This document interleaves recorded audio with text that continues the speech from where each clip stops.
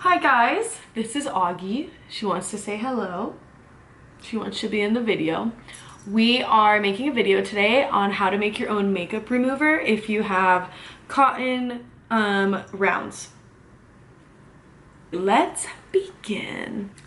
Okay, so I don't know if many of you know, I recently moved.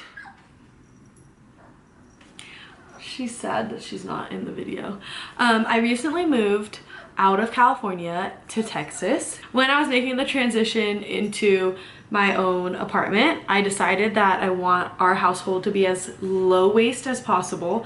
It's definitely still a transition and we do still produce waste because we are human. And we're really set in old ways that we're trying to break. But yeah, we're trying to do our best to produce as little waste as possible. So I'm making constant switches and it's still very new to me, but it's something that I'm really excited for. So one of the things I made,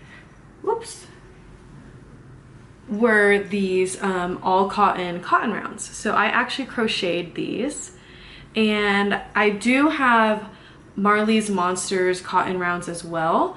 I use those for applying toner on my face, and I used to use those for removing makeup, but I decided I would challenge myself by making my own rounds, and then I would use these to make makeup wipes. What you can do is get a small jar. This is a 6-ounce jar, and I labeled it with my Dymo label maker. I bought it secondhand off eBay, and it makes these cute little typewriter looking labels. So I put my own makeup remover in here, and I soak the pads, and as you can see, some pads are still a little bit gray. That's why I recommend, if you do use white ones for removing makeup, that you give them a small hand wash before you throw them in to the laundry. I put them in this little laundry bag, and as you can see, some of my other rounds are in there. These are the Marley's Monsters cotton rounds that I started off with, and they come in mixed grays. That's the one that I got. So I bought this laundry bag at Daiso, which is a cute little store that has a bunch of knickknacks. Everything's around $1.50 up to like $3 or $5. I think this was $3. And once I fill it up with cotton rounds, or when I'm running out of them and I need to wash them, I'll zip it up and then hide the zipper into this little tab here, so that it doesn't get caught on clothes, and then I throw it in the washer with the rest of my clothes. And that's how I wash my cotton rounds. For the white ones, I do give them a small hand wash before I wash them with the laundry, just to try to get as much of the makeup off as possible. So now I'm going to teach you how to make your own makeup remover. As a disclaimer, this makeup remover does use coconut oil. For people who have sensitive skin that where your pores clog very easily, you can also do witch hazel and jojoba oil instead of coconut oil, because I know some people have very sensitive pores that would react not very well to coconut oil. This is definitely recommended for your body as a body moisturizer. If you know your skin well enough that you know it will be fine on your face, then you can use this recipe. I love coconut oil all over my body. Like, I use it on my face, I use it for my dry skin, and it doesn't, my pores don't clog. But if you do know your skin very well and you don't think that coconut oil would be your best bet, you could use jojoba oil and witch hazel, and that would be a good combination for makeup removing. So the ingredients that you need are coconut oil, and I buy mine from Trader Joe's. This is the organic virgin coconut oil, cold pressed and unrefined. I love getting it in a jar because then I can peel the label off, wash out the jar, and reuse it. And then the next ingredient that you would need is pure Castile soap, and I use Dr. Bronner's. I use the lavender scented one, and Castile soap can be used used in so many different ways. It's called 18-in-1 hemp lavender pure Castile soap. So you can use it for washing dishes, you can use it to make a concentrate for your laundry, you can use it to wash your dogs. So it's really nice. It's called like an all-one magic soap. So this is what we call for. There's a sensitive one that's unscented as well. I think it's a baby one that's unscented. You could use that. And then you need cotton rounds, and then you would need vitamin E oil. I actually only have the Trader Joe's vitamin E oil blend. So it is a blend of different oils. It's not specifically vitamin E. So if you do have vitamin E, that's probably better, not a blend. I know Puritan's Pride sells pure vitamin E oil, so you can get that. And then I also add Rosewater to mine. And these are all things that I had in my house except for the Castile soap. But what's really nice about the Castile soap is it has multiple uses.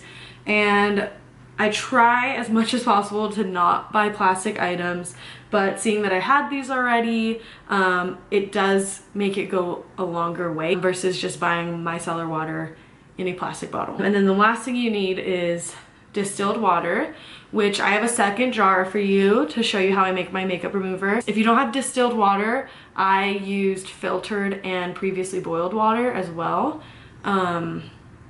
which you could use. So this is a 6-ounce jar, and I started with 2 ounces of the filtered and boiled water. And then what you're going to do, you're gonna open the jar, and we're gonna take 2 tablespoons of coconut oil. Let me show y'all. Oops. Okay, so you just take 2 tablespoons of coconut oil, and you could do a little bit extra. I like a little bit of extra coconut oil just because I love coconut oil, and it by itself takes off so much of my makeup. So I'm just putting 2 tablespoons directly into the water. And then you're going to take half a teaspoon of rose water, and you put that directly in there. And then you're going to take half a teaspoon of vitamin E oil. And then you are going to do 1 teaspoon of the Castile soap. So when you are using this to remove your makeup, it's very important to remember that there is soap in this makeup remover. I learned that the hard way, just because I'm so used to using coconut oil by itself that I just started rubbing my eyes. But if you do use this recipe, since there is Castile soap, I recommend using the cotton pad that's soaked with the makeup remover, letting it rest on hard to remove makeup like waterproof mascara, which is what I wear.